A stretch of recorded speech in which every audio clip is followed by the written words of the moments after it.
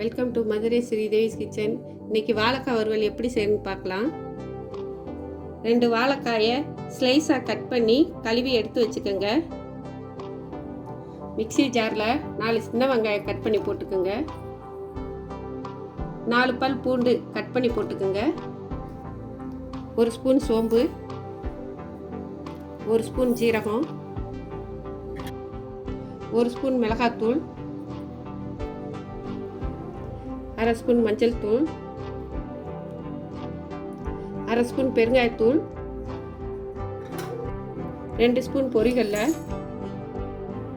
தேவையான அளவு உப்பு. தண்ணி சேர்க்காம நைஸாக அரைச்சி வச்சுக்குவோம். அரைச்ச விழுதில் தண்ணி கொஞ்சம் சேர்த்து கரைச்சி வச்சுக்கோங்க. மசாலாவில் வாழைக்காயை போட்டு பெரட்டி வச்சுக்கோங்க. நல்லா மிக்ஸ் பண்ணியாச்சு. 10 நிமிஷம் ஊறட்டும்.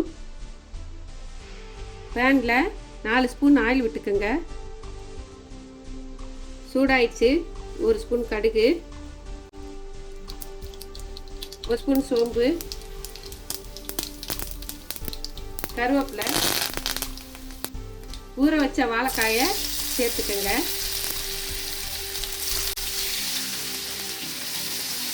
லேசாக கிளறி விட்டுக்குங்க. மீடியம் ஃப்ளேமில் 5 நிமிஷம் மூடி வச்சுக்கோங்க.